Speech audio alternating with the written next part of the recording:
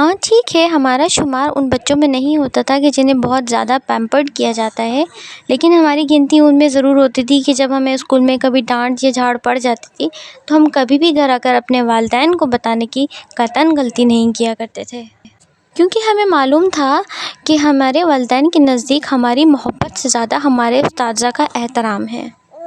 اور ہمیں جواباً سننے کو یہی ملے گا کہ بیٹا آپ نے ہی کیوں غلطی کی ہوگی، ورنہ بلا وجہ تو اساتذہ کبھی بھی ہاتھ نہیں اٹھاتے۔ ہاں ٹھیک ہے، ہم بڑے بڑے اسکولوں میں تو نہیں پڑھے، لیکن ہمارے چھوٹے سے نجی اسکول کے کم وسائل میں بھی کچھ مسائل ہوا کرتے تھے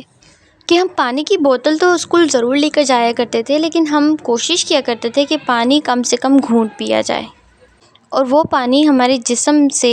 پسینے کی صورت میں نکلے، نہ کہ کسی اور صورت میں۔ اس کی وجہ یہ تھی کہ ہمارے اسکول کے واش روم کا سینیریو بھی کچھ ایسا ہی ہوا کرتا تھا کہ جیسے منزل مقصود تک پہنچنے والی ٹرین کے ڈبے کے واش روم کا، کہ جہاں جانا تو کیا، جہاں سے گزرنا بھی محال ہوا کرتا ہے۔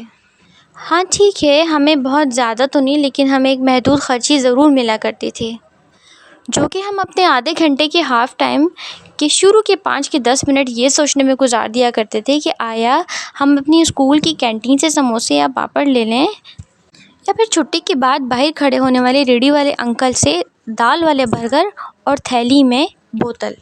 یا کہ پھر شکر دوپہر میں کٹی ہوئی ککڑی اور کھیرے کے اوپر بکھرا ہوا چاٹ مسالہ ہمارے منہ کو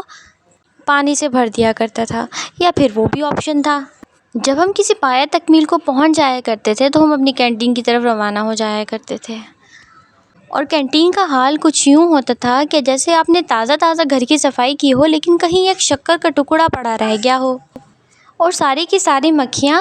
اس شکر کے ٹکڑے کے اوپر بھن بنا رہی ہوں، لیکن افسوس کہ کسی کے ہاتھ بھی وہ شکر کا ٹکڑا نہیں لگنے والا۔ اگر کبھی اتفاق سے ہمیں کینٹین سے چیز مل بھی جاتی تو انفارچونیٹلی اس وقت ہاف ٹائم ختم ہو جاتا، تو ہم وہ چیز اپنے ڈیسک کے نیچے رکھ لیا کرتے اور لیکچر کے دوران